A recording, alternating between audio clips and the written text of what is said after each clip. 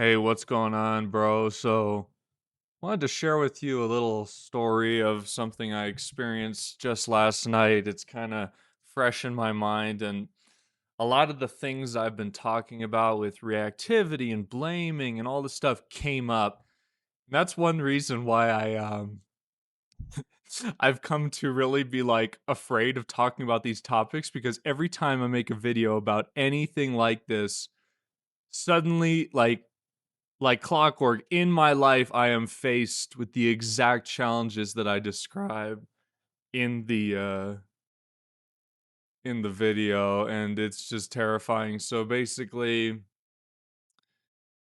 I like to play Magic the Gathering. There's these things called draft events on Friday nights where basically you're given kind of random cards and you have to choose and build a deck in a pretty short period of time. So it's kind of like a high pressure thing. Um, I'm not too stressed out about it these days because I've done it so many times, but a lot of the other players who um maybe are more sensitive, it's an emotional thing. I mean, playing this game, it's competitive. Tensions are high, honestly. I've just noticed that like people get upset and people get excited. So there's a lot going on. Anyways, so we're drafting and I end up building a really strong deck. Just lucky, I get whatever good pulls. And playing the first match with a friend of mine who I'm just kind of a friendly acquaintance with at the shop, the card shop, the game shop. And we're playing, and he made a mistake like playing the game. And he's like, "Oh, can I undo that? I didn't realize what I did. Um Sorry about that." And I'm like, "Yeah, bro, no problem. No problem. It's all you, man. It's all you. You're good." And that's my policy is I'm like pretty laid back. I do not really care about winning the game. For me, it's about the social experience. Like I got to be social. I got to be around other humans pretty much as possible because it seems to help with my health and my mental health and a lot of things. So I just need to be around people. And so I don't really care. And the game's going on and I'm winning a lot. And it gets to a point where I make a mistake. And I'm like, "Oh, I actually didn't realize that. Can I undo it?" And suddenly he is like, "Nah, man, you can't go back on that. No, man, no, no, that's stupid. No, you can't do that." And I basically in that moment, um, kind of instantly didn't react because I didn't really know what to say. I didn't want to argue with him. And I also didn't wanna, like, surrender and say, "Oh, okay, sure." And so I kinda just broke eye contact and just sat there and just didn't react to him. And he mentioned it a few more times, "Oh, like, you shouldn't have done that, like, you can't takesy backsy." It's called a takesy backsy. And I'm not saying what I did was the right response, but it was a new experience for me where I basically ignored him, and I felt that that was kinda mean. Like, I could feel his emotions, that it was, like, unpleasant for him to be ignored, but I didn't really know how else to react because in my mind, I'm thinking, bro, I just let you do a takesy backsy and your mistake was way bigger and you're coming at me like this, bro. Like, oh my God. Like, I was so frustrated, but I didn't want to react because I don't want to make things worse than they already were. It was like obviously a difficult situation. His emotions were high. He wanted to win the game. I totally understand. Me, I didn't really care, but I guess I cared a little bit because I didn't just say because usually when people say, "Oh, you can't do a takesy backsy," it hurts my feelings, but I just do it. But this time, for some reason, because he was my friend and because I just let him do it, I was, like, super pissed off, but I didn't show it because I didn't want to make the situation worse. So we play out the game and I end up winning, and I'm thinking to myself, like, I've given s I, like, as th that like, about 5 minutes pass after that whole thing, and then I'm about to win the game, and I'm just thinking to myself, "This person in front of me is suffering, they're frustrated, They think that I've done something wrong. I don't really care about winning. I'm gonna make this right. So basically, right before I win, I say, "Hey, bro, the honorable thing is to just give you the game. I'm gonna concede because I made a mistake and did a takesy backsy, and you didn't approve of it, and so I think I'm just gonna let you win." And he was very thankful, and he really appreciated it, and it basically seemed to make the best of a bad situation where everything happened so fast. I think if I would have done it again, I would have just like agreed with him in the first place. But for some reason, the frustration and my feeling of injustice, unfairness was kicking in, and I like didn't want to argue with him, but I also didn't want to concede, so I just kind of didn't react, and that was interesting experience. Later in the night, playing again with someone, and they're just mopping the floor with me, beating me really bad. And this is a something I'm learning about in life is that you have to be able to lose with grace, especially with these games and the emotions are high. Like, so I'm like, obviously, I don't like losing this freaking game. I'm like pretty darn competitive, and I feel like I'm pretty good at the game. So when I'm losing and I feel like I shouldn't be losing, I get so frustrated and the body sensations are just all over the place, a lot of pressure. But thankfully, I handled it with grace and just I made a bunch of like mistakes and stuff, and I just was not on my A game last night, honestly. But I handled it with grace and just was like, okay, you've won the game, congratulations. And I just was really good about it. I'm realizing that's a part of the game is learning to lose gracefully and to win gracefully, to not be too arrogant when I win and not be too angry and upset and frustrated when I lose. One thing I've noticed when people lose the game is they immediately start talking about what they could have done or what should have happened or, oh, if I just drew this card. And I've always thought that was like pathetic. I'm not judging any individual person, but I've seen it in myself. And I'm like, you know what? That's silly. If I was going to win, I would have won. Yeah, I clearly am supposed to lose this game. It's God's will. Like, am I going to argue with the supreme being of all creation? Probably not. So when I lost this last game, I just was like, yep, I have lost. Good game. Okay. And like, I think it surprises people to not hear that, where it's like someone is like almost bargaining with reality. They're like, "Oh, but it could have happened this way and it should have happened this way." And it's so true just in life that like when things don't go my way or our way or the human idea of what should happen, we always argue and want to talk about how it should have happened and, oh, it could have happened this way and this and that. And so few people just like say nothing and just accept that, yeah, the thing happened in the way I didn't want it to happen, and that's fine.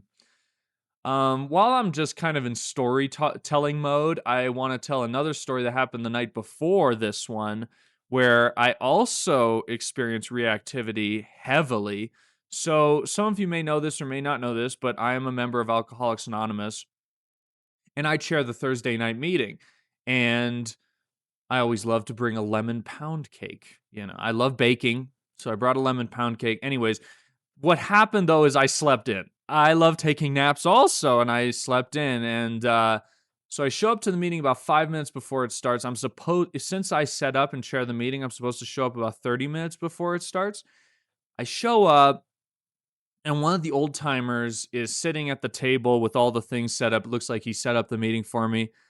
And I'm like, hey, everybody, like, hey, do you think I can chair the meeting now? And he basically like pushes back and shuts me down. He's like, no, you can't. I'm chairing the meeting. You're late. He's like kind of throwing that in my face. You're late. And that's been like ringing in my mind for the past 2 days when him just saying, you're late. You can't do it. And that really hurt my feelings. Not so much that I couldn't chair the meeting, but just that this old timer that I thought I was kind of friendly with, like we were friends, is like kind of being rude to me, and that hurt my feelings. But instead of arguing with him, I just said, whatever you say, and just tried to like not react. And so I sat through the meeting and it was hard because then near the end of the meeting, the old timer's like, the person who was supposed to chair this meeting was late and I took it over and I don't feel ashamed at all. I don't feel guilty at all. I'm like, oh my God, bro. Like in front of everybody, you're like humiliating me. I was like, "What are you doing?" Like, some of these old timers are, like, socially not very, I wanna say, in tune. They just kinda, like, say whatever's on their mind, and it's, like, super hurtful. But I basically took some of my own advice in my previous video talking about how, like, humans are clumsy. They don't really necessarily mean to hurt us, me. They don't, it's not their primary objective. He just wanted to, like, share what was on his mind, justify himself.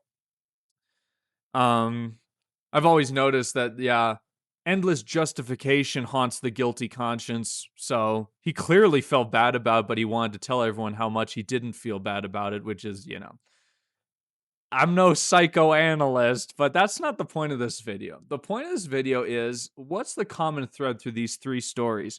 In every single story, reality didn't do what I wanted it to do. It did not do what I expected it to do. And I was faced with a choice. And for many of us, it's not a choice, it just happens. But for me, I did feel a moment of like, I'm going to do it this way, and it was painful. And it was in every single one, it was the choice of not reacting at all, positively or negatively, and just kind of accepting things as they were happening. Obviously, with the cards, I didn't accept what was happening and I resisted a little bit by ignoring him, but I eventually relinquished and just gave him the game.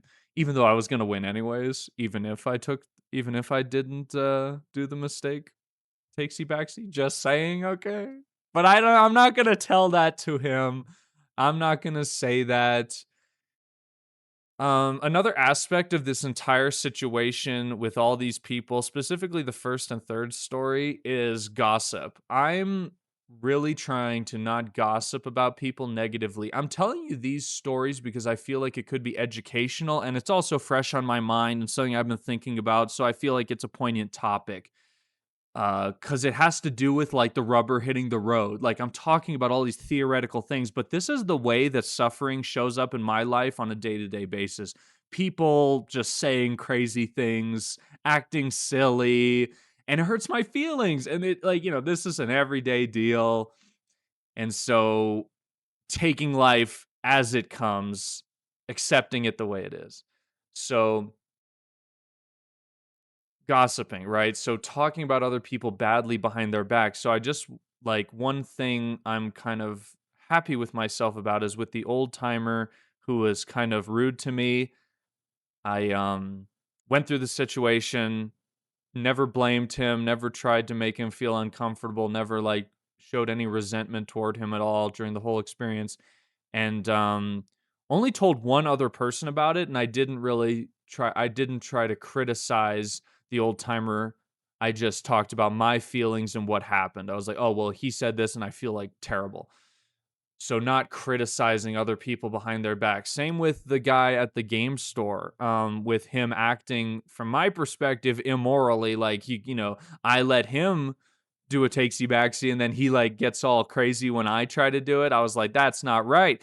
But instead of criticizing him behind his back, talking about how bad he is, I just decided to let it go and accept the fact that, hey, the game is emotional. People act weird when they're emotional, when they're scared, when they want to win, they act weird and they don't think straight. So it's not his fault and I can forgive him. And I forgave him pretty darn quickly. The frustration and the anxiety of the whole thing was pretty intense, relatively speaking. But I think I handled it as best as I could. And yeah, so this is almost not really, this is partially educational and partially like a status report on my own spiritual progress, where a year ago my reactions to these three situations would have been wildly different, and I basically would have made a bad situation worse in all three of them because reality's going south That's like in it. That's what's happening. And then my reaction makes it like worse. So when reality's not going my way and it's painful, the best thing to do is, yeah, mostly not react and go with the flow. If someone's saying like the problem with you is, and oh, you're so bad, kind of like what was happening with me, best thing to do is agree with them and just go along with it and be like, yeah, you're right. That's pretty much what I did in the first and third situation. The first situation, by the end of it, I was like, yeah, you're right.